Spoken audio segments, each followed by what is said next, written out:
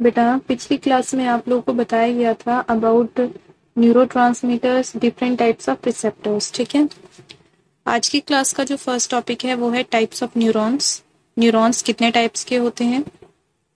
Basically neurons are of three types. ठीक है, neurons कितने टाइप्स के होते हैं? थ्री टाइप्स के होते हैं। On the basis of the functions इनको थ्री ग्रुप्स में डिवाइड किया गया है। First is sensory neuron. देखो, first type of neuron is sensory neuron. ठीक है, सेंसरी न्यूरॉन्स नाम से ही पता चल रहा है जिसका काम होता है सेंस करना। अब ये क्या सेंस करता है? इसका जो मेन फंक्शन है वो ये है कि जितने भी सेंस ऑर्गन्स हैं, ठीक है, जितने भी सेंस ऑर्गन्स हैं, जब वो different types of external stimuli को सेंस करते हैं, पहले भी आप लोग को बताया गया है कि different types of sense organ external stimuli means जितने भी एनवायरमेंटल चेंजेस होते हैं उन्हीं को एक्सटर्नल स्टिमुलाई कहते हैं। ये पहले की क्लासेस में आप लोग को बताया गया है। तो सेंसरी न्यूरॉन का काम होता है कि जितना भी एक्सटर्नल स्टिमुलाई को सेंस करना with the help of sense organs. ठीक है, सेंस ऑर्गन्स को हेल्प करना क्या करने में? Different types of external stimuli को सेंस करना। ठीक है, और सेंस करने के बाद इसको कहाँ सेंड करना? इसको सेंड कर देना to the central nervous system. और सेंट्रल नर्वस सिस्टम बेसिकली किससे बना होता है? दो पार्ट से मिलकर बना होता है। पहले भी आप लोग को बताया गया है, that is brain and spinal cord.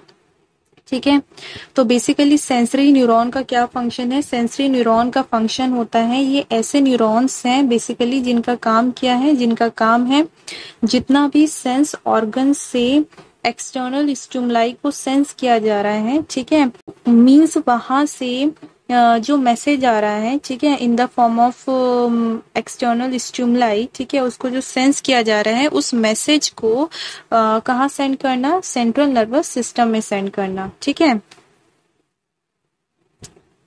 Next is motor neurons. Motor neurons का काम क्या है? मोटर न्यूरॉन्स का काम है कि जो मैसेज सेंसरी न्यूरॉन ने कहाँ तक पहुंचाया है, डिफरेंट सेंस ऑर्गन से जितने भी अलग अलग एक्सटर्नल स्टिमुलाई को जो सेंस किया है उस मैसेज को जो सेंट्रल नर्वस सिस्टम में भेजा गया था, अब उस सेंट्रल नर्वस सिस्टम से जो रिटर्न मैसेज आ रहा है उसको कौन लेता है? उसको रिसीव करता है मोटर न्यूरॉन। और मोटर न्यूरॉन का काम क्या है? उस मैसेज को कहाँ तक सेंड करना? उस मैसेज को सेंड करना डिफरेंट बॉडी ऑर्गन्स में, ताकि जो हमारे बॉडी ऑर्गन्स हैं वो एक्सटर्नल स्टिमुलाई के अकॉर्डिंग रिस्पॉन्स कर सके। ठीक है, तो ये आपको याद होना चाहिए, वेरी इंपॉर्टेंट। ठीक, और जो थर्ड टाइप ऑफ न्यूरॉन है that is relying neurons. Relying neurons का काम क्या होता है? देखो, इन्हें कनेक्टेड न्यूरॉन्स भी कहते हैं। इनका मेन फंक्शन होता है कि जो सेंसरी न्यूरॉन है और जो मोटर न्यूरॉन है दोनों को क्या करवाना? कनेक्शन करवाना। इन दोनों में कनेक्शन प्रोवाइड करवाने का काम किसका होता है? रिलेइंग न्यूरॉन का। ठीक है, क्लियर? तो तीन चीजें जो आपको मेन यहाँ पे याद रखनी है, सबसे पहला जो है वो ये है कि सेंसरी न्यूरॉन में सेंसरी न्यूरॉन का काम होता है कि जो सेंस ऑर्गन्स जो हैं अपने एक्सटर्नल एनवायरनमेंट को जो सेंस कर रहे हैं, ठीक है, वहां से मैसेज को इन the form of nerve impulse कहाँ पे ट्रांसफर करना? सेंट्रल नर्वस सिस्टम में। ये काम कौन परफॉर्म करता है? ये काम करता है सेंसरी न्यूरॉन। ठीक है, अब जो सेंसरी न्यूरॉन ने मैसेज को सेंट्रल नर्वस सिस्टम में ट्रांसफर किया, अब सेंट्रल नर्वस सिस्टम भाई कुछ ना कुछ ऑर्डर देगा। ठीक है, तो उस ऑर्डर को इन द फॉर्म ऑफ मैसेज कौन रिसीव करता है? That is motor neuron. Motor neuron का काम क्या है? मैसेज को रिसीव करना फ्रॉम सेंट्रल नर्वस सिस्टम और उसको कहाँ ट्रांसफर करना? टू डिफरेंट बॉडी पार्ट्स, जिसके अकॉर्डिंग हम फिर रिस्पॉन्स करते हैं। ठीक है, और दोनों जो न्यूरॉन्स है दैट इज सेंसरी न्यूरॉन्स और जो मोटर न्यूरॉन है, इन दोनों टाइप ऑफ न्यूरॉन्स को कनेक्शन प्रोवाइड करने का काम कौन करता है? That is relying neuron. ठीक है, क्लियर है? Three types of neurons. Next topic is types of response और एक्शंस। ठीक है, पहले भी आप लोग को बताया गया है कि जो एक्सटर्नल एनवायरमेंटल चेंजेस होते हैं या जिसे स्टिमुलाई भी कहते हैं, उसके according different types of animals जो है रिस्पॉन्स देते हैं। ठीक है, जो ये रिस्पॉन्स है बेसिकली टू टाइप्स में डिवाइड किए गए हैं। First is involuntary response and second one is voluntary response. Clear? जो इनवॉलेंट्री रिस्पॉन्स है, इनवॉलेंट्री रिस्पॉन्स में बेसिकली क्या होता है, इसमें कोई भी एनिमल जो रिस्पॉन्स देता है वो अपने मर्जी के बगैर देता है। दैट मीन्स ऐसा रिस्पॉन्स जो कि खुद ब खुद हो जाता है, ऐसे रिस्पॉन्स को क्या कहते हैं, इनवॉलेंट्री रिस्पॉन्स। जैसे कि इसके एग्जाम्पल देखिए कि जब भी आप कुछ टेस्टी फूड मटेरियल देखते हो जो कि आपका एकदम फेवरेट हो, ठीक है, खुद ब खुद मुंह में पानी आ जाता है, ठीक है, तो क्या उसमें आपका कंट्रोल है? नहीं, ये जो रिस्पॉन्स है ये खुद ब खुद हो जाता है। तो ये कौन से कैटेगरी का रिस्पॉन्स होगा? ये होगा इनवॉलेंट्री रिस्पॉन्स। इसके अलावा बहुत से एग्जाम्पल हो सकते हैं, जैसे कि पहले भी आप लोग को बताया गया है, जैसे अगर आप कोई भी गर्म चीज छूते हैं तो तुरंत आप हाथों को पीछे कर लेते हैं बिना कुछ सोचे समझे, ठीक है, ये भी आपका जो रिस्पॉन्स है वो क्या है, इनवॉलेंट्री रिस्पॉन्स है, ठीक है। साथ ही साथ जो हमारा हार्ट बीट करता है उसमें आपका कोई कंट्रोल नहीं है, तो ये भी कौन से टाइप का रिस्पॉन्स होगा, दैट इज इनवॉलेंट्री रिस्पॉन्स। और जो खाना हमारे एलिमेंट्री कैनाल में मूव करता है, एलिमेंट्री कैनाल का मीनिंग दैट मीन्स एक ऐसा पाथवे जिसमें खाना मूव करता है, ठीक है, from our mouth to anus, ठीक है। तो जब खाने का मूवमेंट होता है हमारे माउथ से लेके एनस तक, उसमें भी खुद का कंट्रोल नहीं होता है, ठीक है। तो ऐसे एक्शंस या ऐसे रिस्पॉन्स जिसमें एनिमल का कंट्रोल नहीं होता है, ऐसे रिस्पॉन्स या एक्शंस को हम क्या कहते हैं, इनवॉलेंट्री रिस्पॉन्स या actions. Clear? Next is voluntary response. Voluntary response, अगर इनवॉलेंट्री रिस्पॉन्स का मीनिंग है कि ऐसे रिस्पॉन्स जो कि हमारे कंट्रोल में नहीं है, उन्हें हमने कह दिया इनवॉलेंट्री रिस्पॉन्स। तो सेकेंड टाइप ऑफ रिस्पॉन्स में आप क्या बताओगे? सेकेंड टाइप ऑफ रिस्पॉन्स में आप बताओगे कि ऐसे रिस्पॉन्स जिनमें हमारा खुद का कंट्रोल होता है, ऐसे रिस्पॉन्स को आप क्या कहोगे? Voluntary response. जैसे कि जब आप चलते हो, ठीक है, या डांस करते हो, या दौड़ते हो, या खेलते हो, ठीक है, या साइकिल चलाते हो, ये सारे जो एक्शंस हैं ये क्या हो जाएंगे? Voluntary response. Clear? Next topic is reflex action. Reflex action basically एक टाइप का इनवॉलेंट्री रिस्पॉन्स है जिसमें कि एनिमल का खुद का कंट्रोल नहीं होता है, जो कि खुद ब खुद हो जाता है। ऐसे एक्शंस को हम क्या कहते हैं? रिफ्लेक्स एक्शंस, ठीक है। कब होते हैं? ये होते हैं according to the stimulus, environmental changes के अकॉर्डिंग जब हम रिस्पॉन्स करते हैं। तो ऐसे रिस्पॉन्स जिन पर हमारा खुद का कंट्रोल नहीं होता है, तो ऐसे एक्शंस को हम क्या कह देंगे? Reflex action. क्लियर? जो कि एक टाइप का क्या है? Involuntary response. इनवॉलेंट्री रिस्पॉन्स में भी आपको यही बताया गया था कि ऐसे रिस्पॉन्स जिन पर एनिमल्स का खुद का कंट्रोल नहीं होता है। क्लियर? अब एग्जाम्पल में देखो कि एग्जाम्पल में क्या बताया गया है कि फर्स्ट एग्जाम्पल इज कि pulling head back from any hot object. That means जब आप किसी भी हॉट ऑब्जेक्ट को टच करते हो तो एकदम तुरंत हाथ को पीछे कर लेते हो बिना कुछ सोचे समझे, ठीक है। तो ये क्या हुआ? जो एक्सटर्नल स्टिमुलाई था, दैट मीन्स जो एक्सटर्नल एनवायरमेंटल चेंज था वो हॉट ऑब्जेक्ट की फॉर्म में था, तो उसके अकॉर्डिंग आपने रिस्पॉन्स क्या किया? आपने हाथ को पीछे कर लिया बिना कुछ सोचे समझे। तो यहाँ पे जो एक्शन हुआ आपका कैसा एक्शन कहलाएगा? That is reflex action. Next क्या दे रखा है? Next is closing of eyes when you sneeze. That means जब आप छींकते हो उस टाइम आपकी जो आईज है वो खुद ब खुद बंद हो जाती है, ठीक है। इस पर भी आपका खुद का कंट्रोल नहीं है, तो ये भी एक टाइप का क्या होगा? Reflex action. नेक्स्ट इज जब आप आपके सामने अगर अचार रख दिया जाए, दैट मीन्स पिकल्स रख दिया जाए। नॉर्मली सभी के साथ होता है कि पिकल्स को जब हम स्मेल करते हैं तो मुंह में खुद ब खुद पानी आ जाता है, ठीक है। तो ये जो एक्शन हुआ बेसिकली एक टाइप का क्या होगा? Reflex action. Clear? Next is reflex action में बेसिकली होता क्या है? Let's see here. आपको ये फिगर से और अच्छे से समझ में आएगा कि जो रिफ्लेक्स एक्शन है इसमें बेसिकली होता क्या है।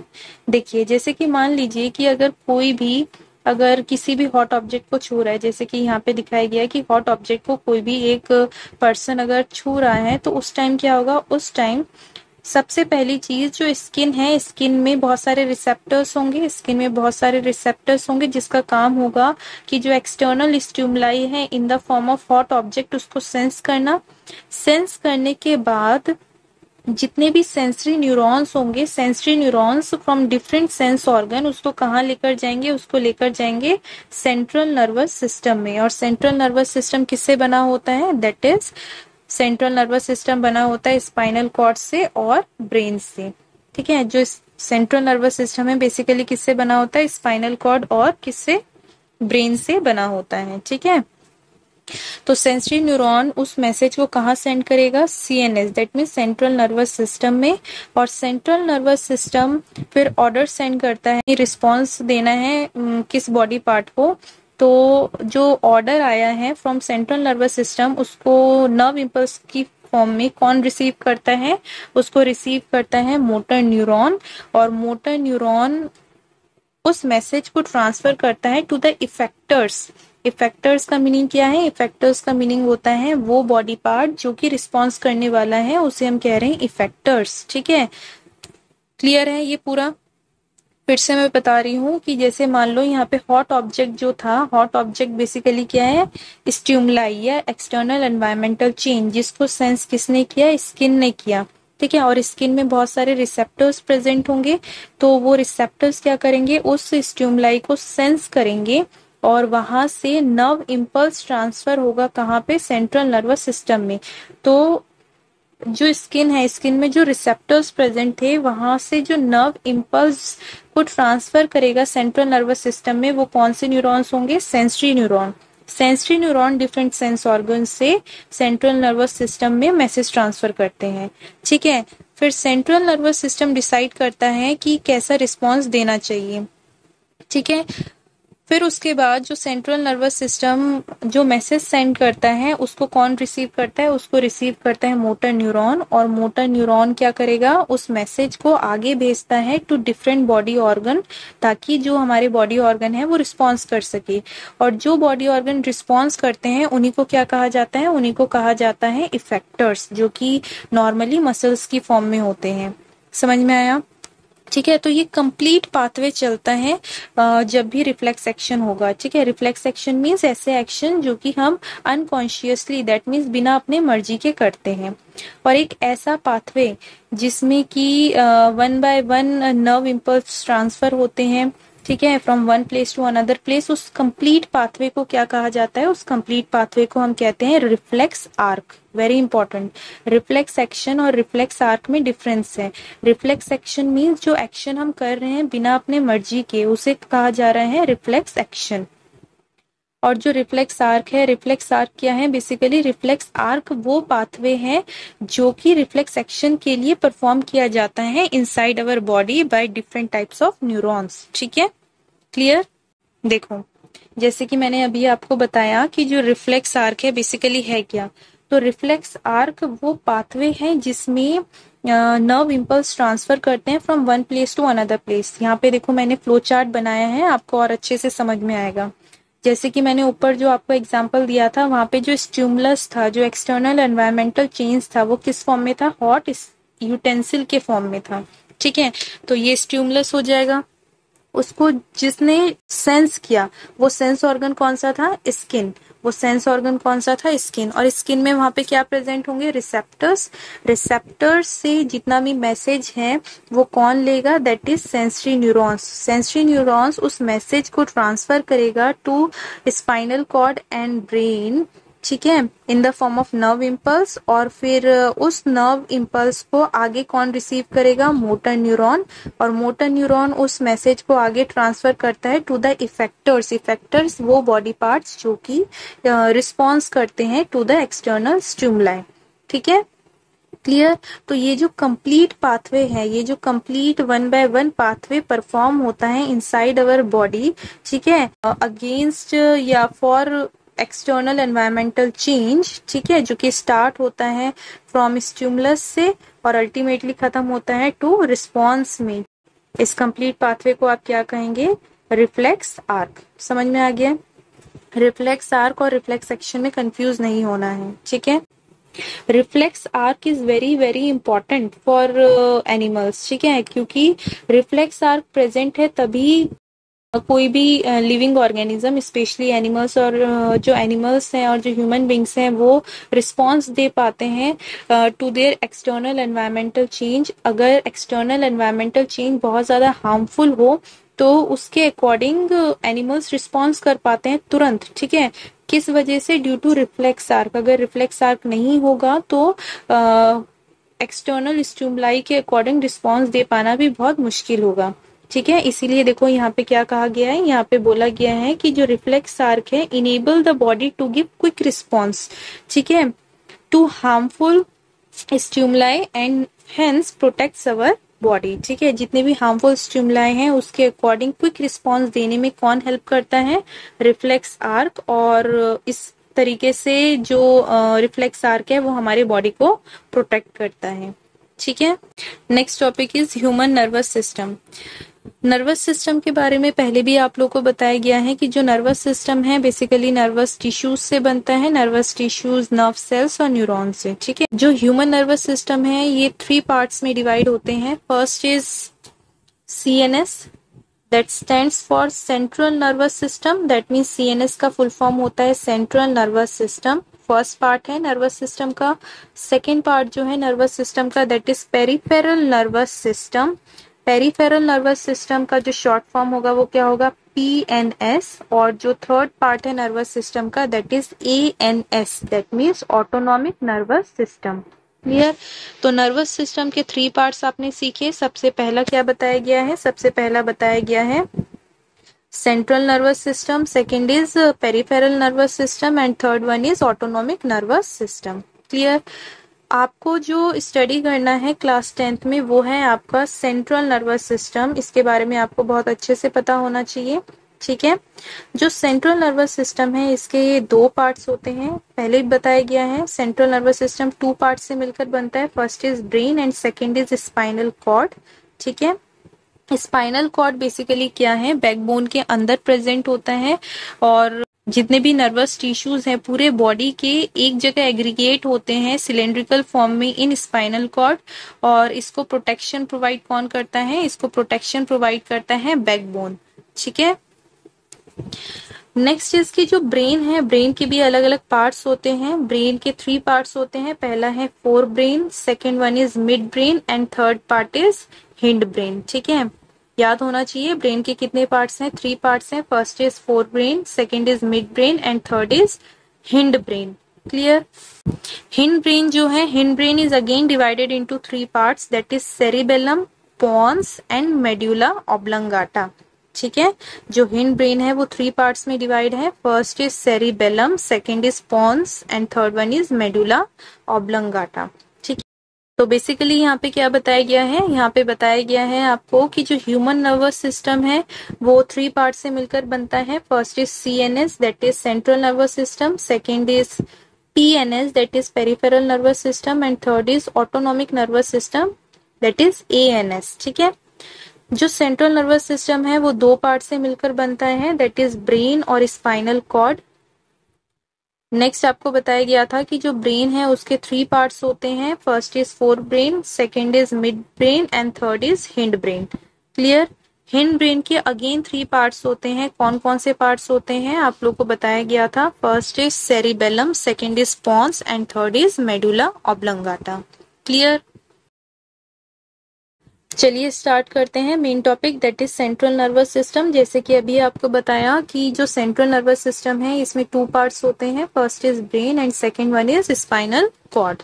ठीक है, next topic is human brain. ठीक है, ह्यूमन ब्रेन जो है वो होता है main coordinating centre of the body, that means पूरे बॉडी को जो कंट्रोल करने का काम होता है, कौन सा बॉडी पार्ट कैसा रिस्पॉन्स करेगा, ये सारी चीजें जो कंट्रोल करता है वो कौन है? That is human brain. ठीक है, तो जब ह्यूमन ब्रेन इतने सारे काम करता है तो भाई इसको प्रोटेक्शन प्रोवाइड करना इज ऑल्सो वेरी इंपॉर्टेंट। ठीक है, तो इसको जो प्रोटेक्शन प्रोवाइड करता है that is cranium. Cranium basically क्या है?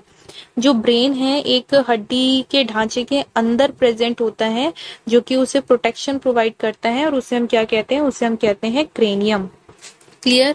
इसके अलावा ब्रेन के बाहर 3 और लेयर प्रेजेंट होती है, प्रोटेक्टिव लेयर। ठीक है, प्रोटेक्टिव मेम्ब्रेनियस लेयर प्रेजेंट होती है और उन्हें हम क्या कहते हैं? उन्हें तीनों को मिला के हम कहते हैं मेनिंजेस। क्लियर? समझ में आ रहा है? इसके अलावा जो 3 लेयर मैंने बताई कि जो ब्रेन के बाहर प्रेजेंट होता है, इन तीनों लेयर के बीच में एक टाइप का फ्लूइड प्रेजेंट होता है और उस फ्लूइड को हम क्या कहते हैं, सेरिब्रो स्पाइनल फ्लूइड।